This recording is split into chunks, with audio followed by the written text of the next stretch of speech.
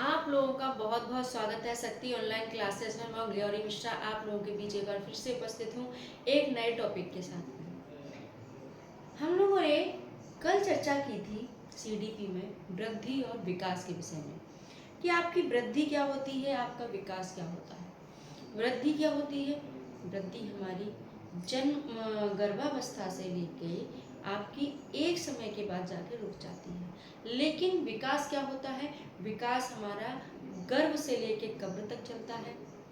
गर्भ से जीवन पर्यंत चलने वाली प्रक्रिया है, निरंतर चलने वाली प्रक्रिया है, सतत चलने वाली प्रक्रिया है। इस तरीके से हम किसको जानते हैं? विकास को जानते हैं। अगर वृद्धि की बात होगी तो वृद्धि हमारी मात्रात्मक होती है, जबकि विकास हमारा गुणात्मक होता है। लेकिन अगर आपके पास क्वेश्चन आता है और उसमें आपको दो ऑप्शन दे दिए जाते हैं और विकास के विषय में पूछ लिया जाता है, एक ऑप्शन होता है आपके पास वृद्धि क्या, विकास होता है आपका मात्रात्मक, दूसरा ऑप्शन होता है कि जो विकास होता है गुणात्मक, तीसरा ऑप्शन होता है ए और बी दोनों, और चौथा ऑप्शन होता है आपका डी।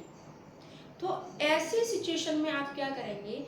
इस सिचुएशन में आप लगाएंगे सी, यानी कि जो विकास होता है वो आपका मात्रात्मक और गुणात्मक दोनों होता है।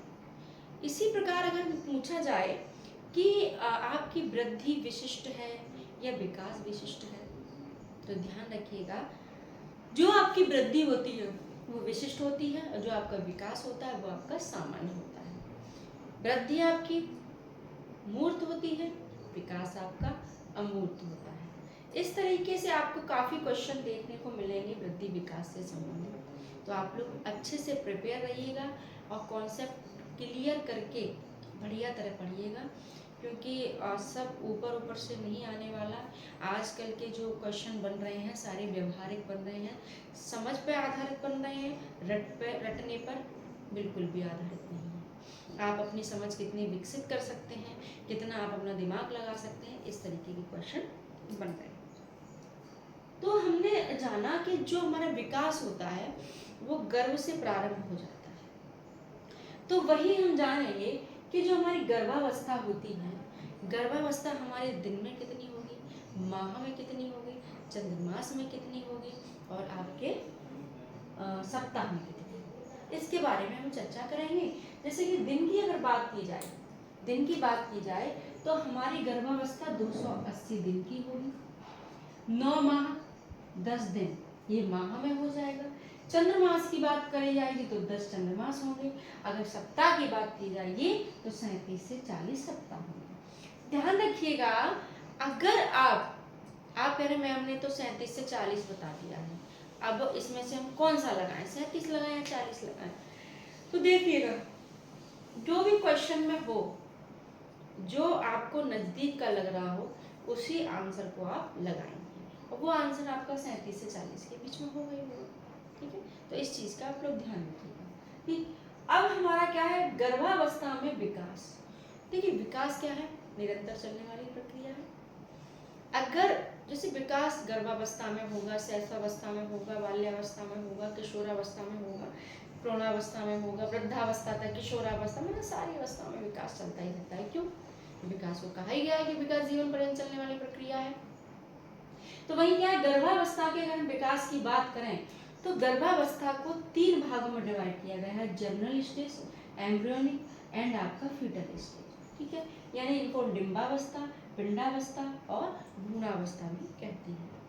अगर हम इनके समय की बात करें कि कितने से कितना समय आपका डिंबावस्था का होगा, कौन सा समय पिंडावस्था का होगा, कौन सा समय आपका भ्रूणावस्था का होगा, तो सबसे पहले 0 से 2 सप्ताह, 0 से 2 सप्ताह ये हमारा क्या हो जाएगा?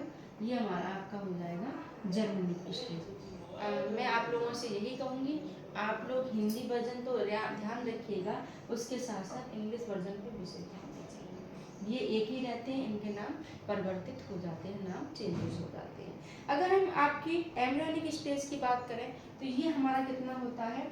3 सप्ताह से 3 माह तक होगा। आप लोग नोट करते जाइए प्लीज। ठीक है, 3 सप्ताह से 3 माह तक होगा। अगर भ्रूणावस्था की बात करें, ठीक है, अब 3 माह तक हो गए। तो अगर हम भ्रूणावस्था की बात करेंगे तो जो आपकी भ्रूणावस्था हो जाएगी कितनी हो जाएगी, कितना बचा हमारे पास 3 माह। तो ये आपकी पूरी पूरी 3 माह से लेके 9 माह 10 दिन की या जितना भी डिलीवरी टाइम हो उतने 9 माह 10 दिन तक हो जाता है आपका क्या, फीटल स्टेज यानी कि भ्रूणावस्था। तो इनके बारे में हमने चर्चा कर ली।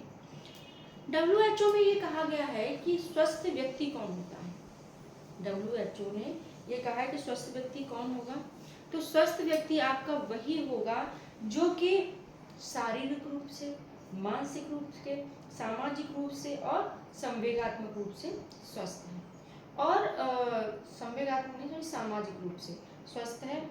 अगर पूछा जाए कि WHO में कौन सा आयाम जोड़ा गया है तो ध्यान रखिएगा चौथा आयाम है आध्यात्मिक, जो कि जोड़ा गया है। तो थोड़ी हम चर्चा करेंगे किसके विषय में, कि जो हमारी अवस्थाएं हैं, शैशवावस्था, बाल्यावस्था, किशोरावस्था, मौनावस्था, तो हम ये क्या करेंगे, हम क्रम से चलेंगे और अच्छे से अच्छे जानने का प्रयास करेंगे। सबसे पहले अगर हम बात करें किसकी, शैशवावस्था की, किसकी, लिखते जाइएगा शैशवावस्था, ठीक है। अब शैशवावस्था में क्या है, 0 से 2 वर्ष, ये आपकी शैशवावस्था है। इसमें हम बात करें शिशु की, कि जो शिशु होता है इसको हम क्या बोलते हैं, इसको हम बोलेंगे इन्फेंट बोलते हैं, सबको पता होगा इन्फेंट बोलते हैं। अवस्था को क्या बोलते हैं, इन्फेंसी स्टेज। तो जो इन्फेंट है आपका, ये 2 शब्दों से मिलके बना है, और वो जो ये है किसका शब्द है, कौन सी भाषा का है, तो ध्यान रखिएगा ये आपका लैटिन भाषा का शब्द है। कौन सी भाषा का शब्द है, लैटिन भाषा का शब्द है। इसमें आपके 2 शब्द मिले हैं, एक है आपका इन, इनका मतलब आप सोच रहे होंगे इन तो मैं हो गया है ना, पर यहाँ इनका मतलब नहीं से है, किसका, नहीं। और दूसरा है फेरी, फेरी, तो इसका मतलब क्या हो गया, बोलना। अगर हम पूरे शब्दों की बात करें, दोनों को जोड़ें, तो हम क्या कहेंगे इस पे, कि नहीं बोलने योग्य, क्या कहेंगे, नहीं बोलने योग्य। यानी जो शैशवावस्था में बच्चा है वो बच्चा कैसा है, बोलने योग्य नहीं है, यानी ये बोल नहीं सकता है। क्योंकि देखिए 0 से 2 वर्ष की अवस्था है, कुछ बच्चे जल्दी बोलने लग जाते हैं, कुछ बच्चे थोड़ा लेट बोलते हैं, है ना। तो विकास क्रमिक चलेगा। किस तरीके से, अगर बात की जाए क्रमिक का नाम आ जाए तो शैशवावस्था, फिर बाल्यावस्था, फिर किशोरावस्था, फिर प्रौढ़ावस्था, वयस्कावस्था, इस तरीके से वृद्धावस्था तक हम पहुंचते जाएंगे, किसमें, अवस्थाओं में। अब हमने ये जान लिया कि ये शिशु है, और शिशु हमारा, इसको हम इन्फेंट कहते हैं, जो कि लैटिन भाषा के शब्द इन और फेरी से बना है। इन का मतलब नहीं हो गया, फेरी का मतलब बोलना हो गया। अगर पूरा शाब्दिक अर्थ देखा जाए तो क्या हो जाएगा, नहीं बोलने योग्य। इस पर क्या होता है कि सबकी अपनी अपनी एक विशेषताएं होती हैं, प्रत्येक व्यक्ति की, प्रत्येक वस्तु की, कुछ भी है उसकी विशेषताएं भी होगी, और अगर उनके पक्ष और भी देखे जाए तो और भी पक्ष होंगे। तो इसमें एक हम पक्ष की बात करते हैं विशेषताओं की, कि शैशवावस्था की विशेषताएं क्या होंगी, शैशवावस्था की विशेषताएं। तो सबसे पहले क्या होता है कि जो शिशु होते हैं इनमें नैतिकता का अभाव पाया जाता है। क्या पाया जाता है, नैतिकता का अभाव। उनके सामने चाहे कितना भी करोड़पति आ जाए, चाहे अरबपति आ जाए, चाहे भगवान आ जाए, कोई भी आ जाए, उन्हें ये पता नहीं है अगर उन्हें थप्पड़ मारना है तो वो थप्पड़ मार ही देंगे। वो ये नहीं सोचेंगे भाई हम इनके थप्पड़ क्यों मार रहे हैं। अगर उनको उनसे कुछ अपशब्द बोलने हैं तो वो बोल ही देंगे। वो ये नहीं सोचेंगे हमने ये क्यों बोल दिया, हमको ये नहीं बोलना चाहिए था। तो ये क्या है, नैतिकता का अभाव है। अगर बात करी जाए कि शैशवावस्था में सबसे ज्यादा किसकी तीव्रता होती है, तो ध्यान रखिएगा, शैशवावस्था में शारीरिक विकास आपका किस पे होता है? शारीरिक विकास में क्या होती है? तीव्रता होती है, यानी जो विकास होता है किस गति से चलता है? तीव्रता से चलता है। दूसरा, अगर हम बात करें कि जैसे हमने लिखा शारीरिक विकास इनका तीव्र, जैसे शारीरिक विकास से शरीर के अंगों का बढ़ना हो जाता है, बच्चा तीव्र गति से बढ़ता है। ठीक है। अगर हम बात करें कि आत्म प्रेम की भावना, आत्म प्रेम की भावना, ये शब्द अगर आपको दिख रहा है कि आत्म प्रेम की भावना, तो आत्म प्रेम से क्या तात्पर्य होगा? आप खुद से, प्रेम खुद से, भावना स्वयं के लिए, है ना, इमोशंस, संवेग। ठीक है। तो बच्चे में क्या होता है? 0 से 2 वर्ष का बच्चा है और उसमें क्या है? आत्म प्रेम की भावना है, ईगो सेंट्रिज्म की बात करते हैं। लेकिन अगर हम उसकी बात करेंगे, शैशवावस्था की बात करेंगे, 0 से 2 वर्ष है, जीन प्याजे के अनुसार संवेदी गामक अवस्था जो कि आपकी 0 से 2 वर्ष की कही जाती है, सेंसरी मोटर। इसमें वस्तु स्थायित्व की भावना होती है, बच्चा अपने सेंस ऑर्गन का प्रयोग करने लग जाता है, किसके अनुसार? जीन प्याजे की प्रथम अवस्था के अनुसार। पर जो ईगो सेंट्रिज्म आ जाएगा, अगर ईगो सेंट्रिज्म शब्द आपके संज्ञान में आ जाए तो आप उसको जीन प्याजे के अनुसार जो दूसरी अवस्था है प्री ऑपरेशनल, उसमें लगाएं। ठीक है। यहाँ बच्चा क्या कर रहा है? आत्म प्रेम भावना यानी खुद से प्रेम कर रहा है, और ईगो सेंट्रिज्म की भावना, अहम केंद्रितावाद अगर आ जाता है, उसमें अहम और लग जाता है, तो बच्चा क्या करता है कि मैं ही हूँ सब कुछ, जो भी कुछ भी हूँ। लेकिन यहाँ पे क्या कर रहा है? यहाँ पे बच्चा चाह रहा है कि वो खुद से प्रेम कर रहा है, खुद ही में मग्न रहता है, अपने कार्य में लीन रहेगा, करता रहेगा, एक ही जगह उसका दिमाग रहेगा, है ना। तो क्या होगा? आत्मकेंद्रिता की भावना आ जाती है। कल्पना की सजीवता, कल्पना की, ये भी क्या है? ये भी आपके एक प्रकार से क्या है? विशेषता है, कल्पना की सजीवता। अब क्या है कल्पना की सजीवता? कल्पना की सजीवता से तात्पर्य ये हो जाएगा कि वो ये कल्पना करता है कि हर चीज में जान है, जिसको हम जीव बात कहते हैं। क्या है? जीव बात, वही प्री ऑपरेशनल वाली स्टेज आ गई जीन प्याजे के अनुसार। अगर इससे उस बच्चे को चोट लग गई मारकर से, और जैसे कि गिर गया, पैर पे गिर गया, तो लग गई ऐसे करेगा, और फिर जैसे मम्मी आई, मम्मी ने 2 थप्पड़ मार करके लगाए कि भैया क्या हो गया, तो उसके भी चोट लग गई।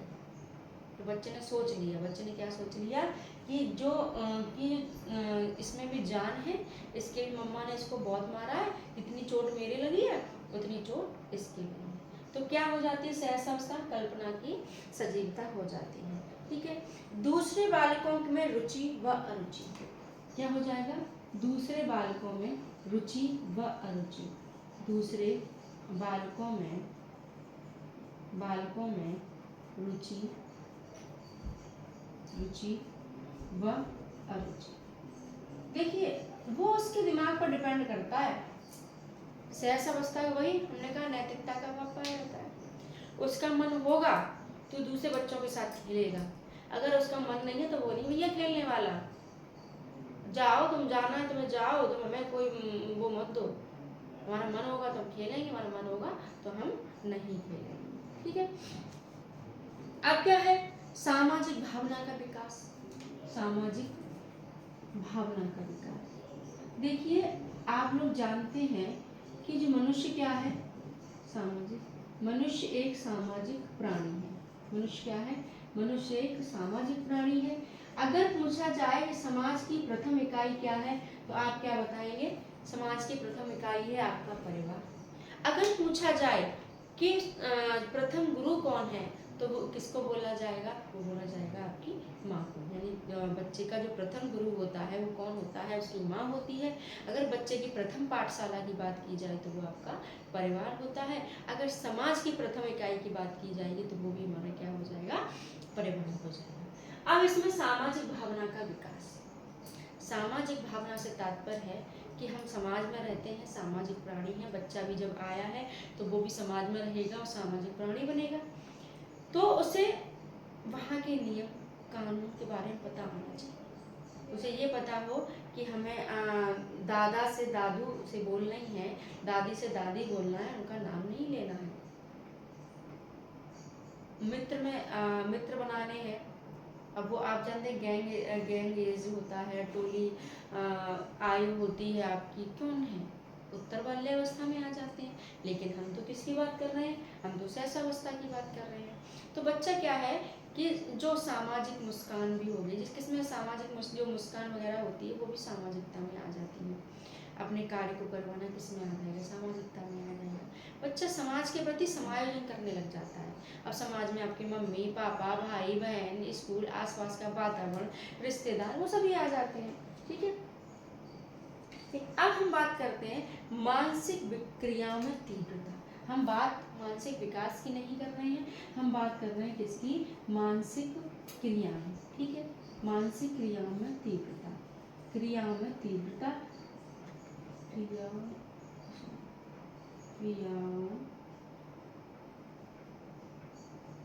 क्रियाओं में क्या है, तीव्रता।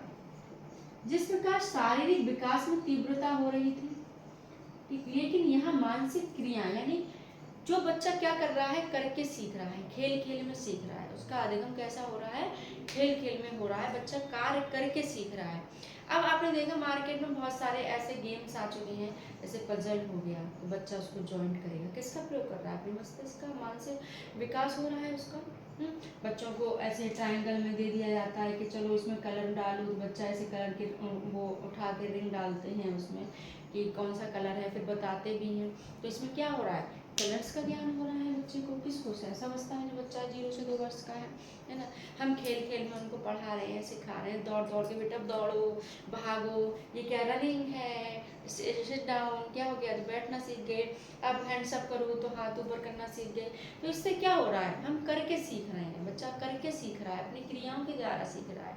मानसिक अपने क्यूब है, क्यूब को ज्वाइंट करना, है ना। आपने देखा हो पजल्स वगैरह मार्केट में आ रहे हैं, बच्चा ज्वाइंट कर करके एनिमल्स बना रहा है, बर्ड्स बना रहा है, ये सब सीख रहा है। तो ये सब क्या है, ये सब यही तो है।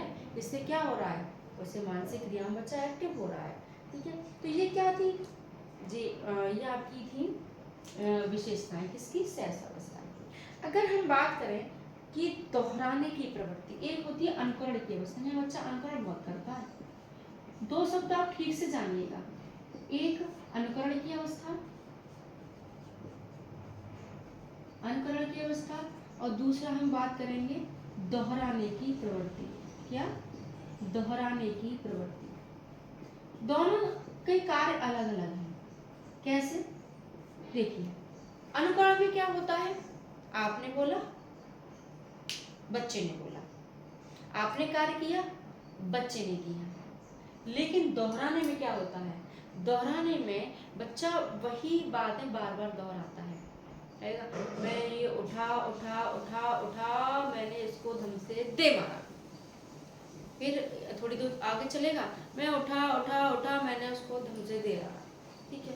अब वो कहेगा मम्मा मम्मा मम्मा पानी दे दो, मम्मा मम्मा मम्मा खाना दे दो। तो ये अनपढ़ थोड़ा ना कर रहा है, मम्मा जो शब्द है बार बार उसको दोहरा रहा है। यानी किसी बात को, किसी कार्य को अगर बच्चा बार बार करता है, बार बार दोहराता है, तो उसके अंदर क्या हो जाता है, दोहराने की प्रवृत्ति आ जाती है। और अनपढ़ की अवस्था आप जानते ही हैं, बच्चे क्या करते हैं 0 से 2 वर्ष के, आप फिर नकल करेंगे, आप ऐसे गुस्सा करोगे तो वो भी ऐसे गुस्सा करेगा, आप हंस जाओगे तो वो भी हंस जाएगा, आप करो एकदम से मतलब जो एक्टिविटी आप करोगे ना, वो एक्टिविटी वो करने लग जाएगा बच्चा। तो ये क्या था, ये आपकी अनपढ़ की अवस्था थी। अब हम बात करते हैं कि जो शैशवावस्था में हमें शिक्षा देनी चाहिए, हमने विशेषताओं की बात कर ली, आप लोग नोट कर लीजिएगा, अपनी लैंग्वेज में जितना अच्छा लिख सकते हैं आप लोग अपनी लैंग्वेज में इनको लिखिए। ठीक है। अब हम बात करते हैं कि जो हम शैशवावस्था में बच्चे को शिक्षा देंगे, ठीक है, शैशवावस्था में अगर हम बच्चे को शिक्षा देनी है तो हम बच्चे को शिक्षा किस प्रकार देंगे। देखिए एक एक पॉइंट बहुत अच्छे से ध्यान से पढ़िएगा प्लीज़, क्योंकि एक एक पॉइंट आपके लिए बहुत ज़्यादा महत्वपूर्ण है। तो शैशवावस्था में शिक्षा, शैशवावस्था में शिक्षा, देखिए शिक्षा बहुत ज़रूरी है। शिक्षा हमारी जैसे ही बच्चा थोड़ा समझने लग जाता है वैसे ही स्टार्ट हो जाती है। अगर हम बच्चे को ये सिखा रहे हैं कि हमें सुबह उठ के सभी के चरण स्पर्श करने हैं, बच्चियों को राधे राधे गुड मॉर्निंग बोलना है, तो ये क्या है, ये भी एक प्रकार की नैतिक शिक्षा है। आप बच्चे को ये समझा रहे हैं कि बेटा बड़ों के सामने ऐसे नहीं बोलते हैं, तो ये क्या है, ये भी एक प्रकार की शिक्षा है। तो शिक्षा तो हमारी तभी तो ये घर से शुरू हो जाती है। तभी तो माता को क्या बोला गया है, माता को प्रथम गुरु बोला गया है ना, प्रथम पाठशाला किसको, परिवार को तभी तो बोला गया है, क्योंकि जो शिक्षा होती है बच्चे की वो परिवार से ही शुरू हो जाती है। ठीक है, अब बच्चा कहाँ जा रहा है, हमारा शिक्षा लेने कहाँ जा रहा है, विद्यालय जा रहा है, यानी स्कूल में जा रहा है। ठीक है, परंतु बच्चा क्या है, सहसावस्था है। अगर सहसावस्था में बच्चे कहाँ जाते हैं, आंगनबाड़ी केंद्र में जाते हैं। ठीक है, गवर्नमेंट के हिसाब से देखा जाए तो कहाँ जाएंगे, आंगनबाड़ी केंद्र में जाएंगे। अगर जो लोग प्राइवेट में वो भेजते हैं तो प्लेवे हो गया, प्लेवे में जाएंगे, आपके नर्सरी वगैरह इसमें जाएंगे। यानी इनकी एज कितनी होगी, इनकी एज होगी 3 से 6 वर्ष हो जाएगी। ठीक है, सहसावस्था में है बच्चा। अगर सहसावस्था की बात करें, 0 से 2 वर्ष की बात करें, तो वो आपकी सहसावस्था होगी। अगर हम घर से ही उसको शिक्षा दे रहे हैं, घर से ही उसको सिखा रहे हैं, तो उसका पहलू कुछ अलग होगा।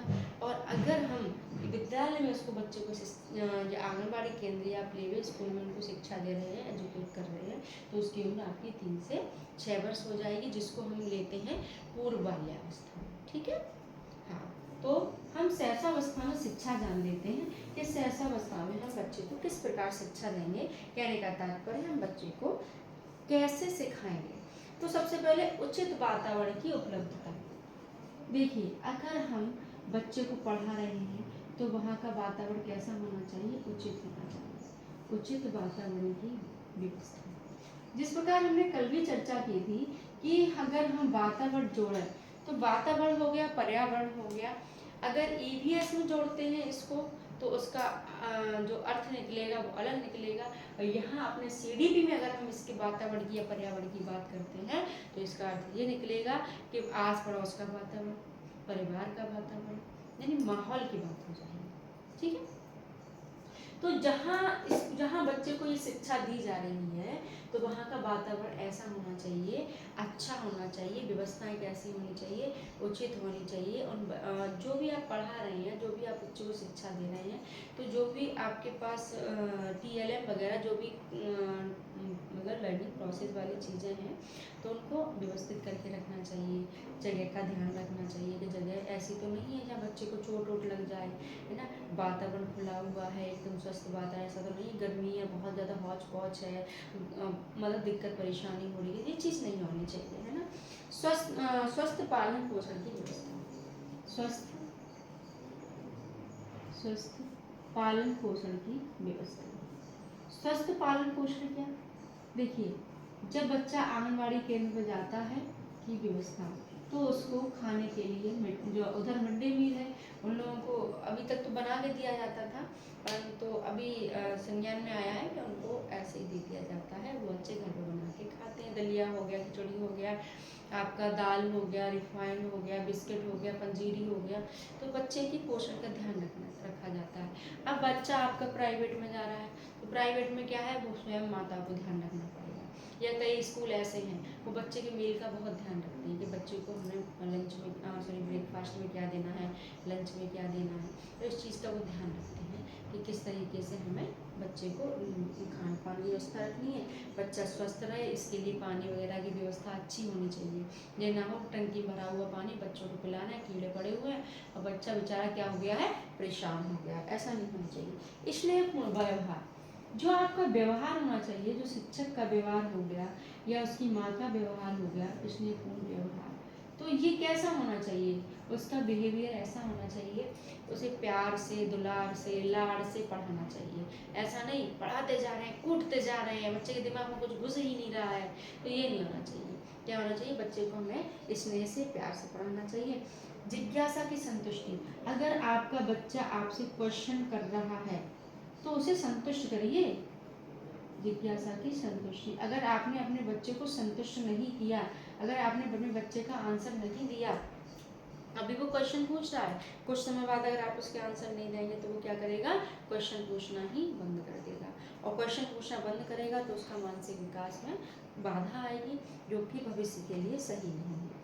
ठीक है, तो सामाजिक भावना का विकास हम लोग समझ ही गए। मानसिक क्रियाओं के लिए उचित अवसर, ये भी आप लोग जानते हैं, मानसिक क्रियाओं के लिए उचित अवसर कैसे, वही ट्यूब वगैरह अपना पढ़ाना है बढ़िया तरह, अच्छे से बच्चे का विकास होना चाहिए।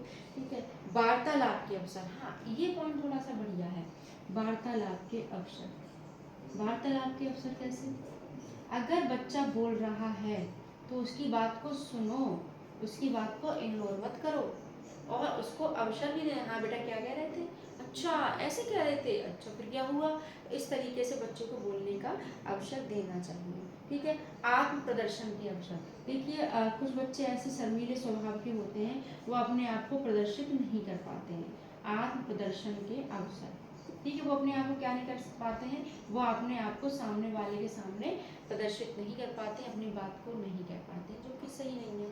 तो हमें बच्चों को इतना ध्यान रखना है कि स्टेज परफॉर्मेंस जो होती है वहाँ बच्चा जैसा भी करता है उसको लेके जाइए, इससे उसकी क्या होगी, उसकी झिझक निकलेगी और बच्चा आगे ग्रोथ करेगा, उसका विकास होगा। ठीक है, अच्छी आदतों का निर्माण, अच्छी आदतें आप लोग जानते ही हैं, अच्छी आदत कैसी, वही बड़ों के पैर छुओ, बात मानो, है ना, आदतों का निर्माण, बहस मत करो, जबान मत चलाओ, मतलब जिस तरीके से शब्दों, मतलब बच्चों को हमें संस्कार देने हैं। फिलहाल ये है 100 बातों का एक बात है कि हमें बच्चे को संस्कारवान बनाना है। क्या है, अच्छी आदतों का निर्माण। जब आप अच्छे आदतों का निर्माण कर देंगे बच्चे के अंदर, तो स्वाभाविक सी बात है कि बच्चा क्या हो जाएगा, बच्चा आपका संस्कारवान बन जाएगा। ठीक है, वैयक्तिक विभेदों पर ध्यान, बच्चे क्या करते हैं, वैयक्तिक वैयक्तिक विभेदों पर ध्यान।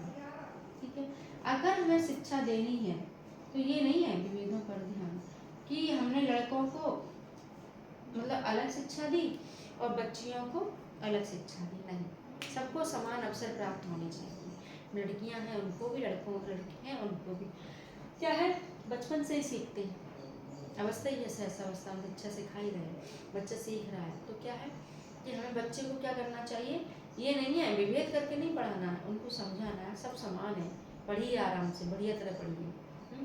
तो और वही अगर बच्चे व्यक्ति विभेद भी करने लग जाते हैं, जैसे कि लड़कियां हैं उनको पिंक कलर पसंद है, लड़के हैं उनको ब्लू कलर पसंद है, तो आप देखना लड़के जाएंगे मार्केट में या कहीं मेले वेले में जाएंगे, गन उठाएंगे, स्पाइडरमैन उठाएंगे, मतलब मार धाड़ वाली चीज़ें उठाएंगे। अब वही बेटियां होती हैं वो क्या करती हैं, वो जाएंगी डॉल उठाएंगी, डॉल से खेलेंगी, डॉल किचन सेट होगा, आइसक्रीम सेट होगा, पता नहीं तमाम तरह की मतलब चीज़ें बच्चियों की होती हैं, वो होंगी, उनका प्रयोग करेंगे, वो गन बॉल ये चीज़ों का प्रयोग नहीं करेंगे।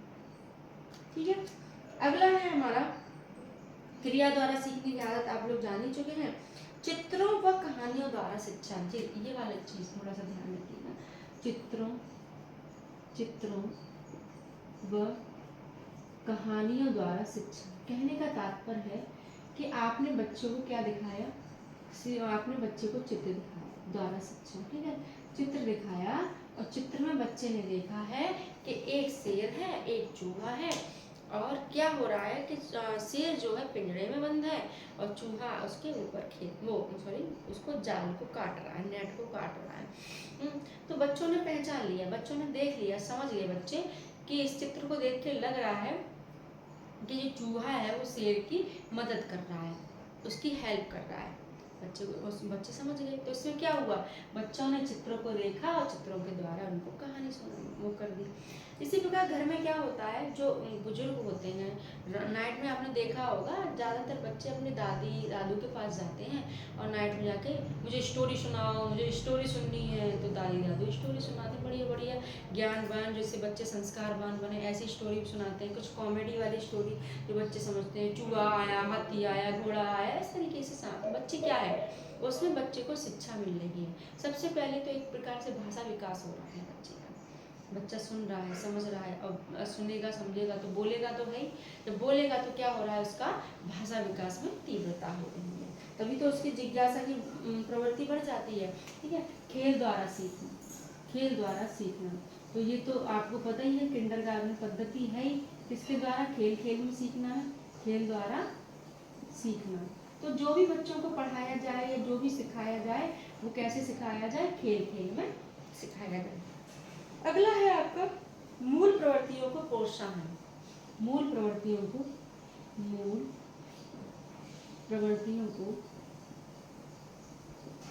प्रोत्साहन। अब आपको पता होगा कि मूल प्रवृत्ति क्या होती है, हमारे संवेग क्या होते हैं। ठीक है, संवेग क्या होते हैं, देखिए मैकडूगल के अनुसार अगर पूछे संवेग हमारे कोई उसकी वो नहीं है कि हमारे 14 संवेग मैकडूगल ने दे दिए हैं तो इतने ही हैं, या वॉटसन ने 3 संवेग दे दिए हैं तो वही हैं, या थानडाइक ने अपने 2 संवेग दे दिए हैं वो 2 ही हैं, नहीं। 14 संवेग मैकडूगल ने अपने अनुसार बताए हैं। ठीक है, और वही उन्हीं की संवेग की 14 मूल प्रवृत्तियां बता दी हैं। संवेग क्या होता है, संवेग हमारे अंदर से आते हैं, इंटरनल होते हैं। मतलब क्या, हमें भूख लग रही है तो अंदर से पता लगेगा, उसने मैसेज किया मस्तिष्क को किया कि भैया तुम्हें भूख लग रही है, तुम खाने की व्यवस्था करो, तुम्हें प्यास लग रही है तो तुम पानी की व्यवस्था करो। ठीक है, वह संवेग उत्पन्न हुए, उन्हीं संवेग के द्वारा आपने कार्य किया, और कार्य किया तो वही हमारी क्या कहलाई, मूल प्रवृत्ति कहलाई।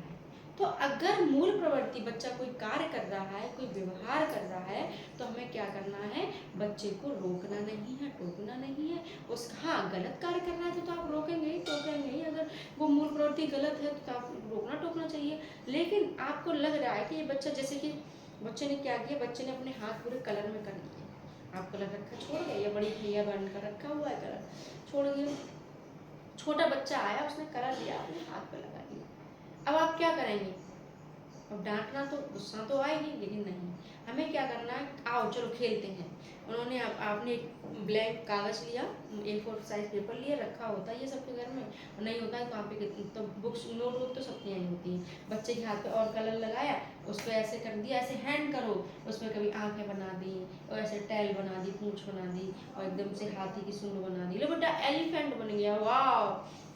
तो क्या है, बच्चे से क्या हो रहा है कि अपना खेल खेल में बच्चा सीख रहा है, वो मूल प्रवृत्ति से, उसकी मूल प्रवृत्ति व्यवहार उसने किया, व्यवहार क्या किया कि उसने अपने हाथों में कलर लगा लिया, आपने उसको क्या कर दिया, आपने उसको प्रोत्साहित कर दिया कि बेटा इस कलर से तुम और अच्छा बना सकते हो। फिर आप उसको समझा भी सकते हो कि बेटा आज आपने कर दिया, अब आगे से नहीं करना, अभी तो आपने कर दिया, पर हो सकता है अभी हम ना होते आपकी चोट लग जाती, या केमिकल होता है कलर्स में, आपको इन्फेक्शन हो जाता है, ऐसे नहीं लगाते ना, इस तरीके के कलर हो सकता है कि बॉर्डनेस अपने हाथ पर लगा ले, उसके लिए तो हम डांटेंगे ना।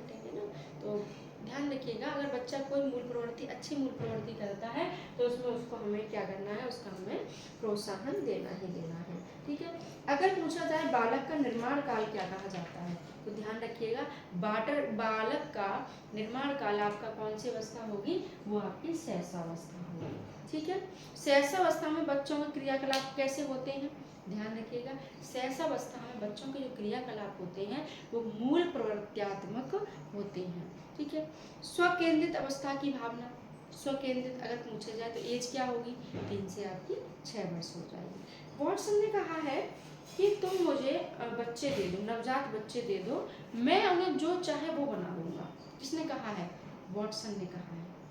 क्यों, वॉटसन कौन है, व्यवहारवादी है। तो वो ये कहते हैं कि मैं बच्चे, जैसा मुझे बच्चा मिलेगा, क्या कहते हैं, बच्चे कच्चे घड़े होते हैं, कच्चे घड़े को आप जैसा रूप, जैसा आकार देना चाहेंगे वैसा आप बना देंगे।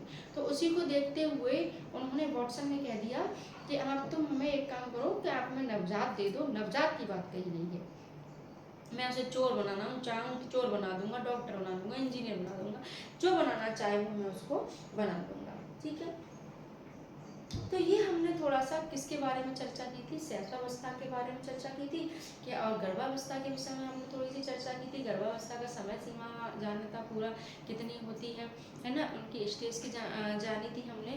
तो आज हमने इतनी चीज़ जानी है, अब हम नेक्स्ट क्लास जब भी लेंगे तो आपका हम बात करेंगे, आपकी चर्चा करेंगे बाल्यावस्था के विषय में। आप लोगों से मेरा निवेदन है, आप अच्छे से बढ़िया तरह अपनी प्रयास करती रहिए, तैयारी करती रहिए, पढ़ाई में पूरा पूरा ध्यान लगाइए। अगर एक बार समय निकल जाता है, समय वापस लौट के कभी नहीं आता है, समय का सदुपयोग करिए, दुरुपयोग नहीं करिए। सभी को राधे राधे।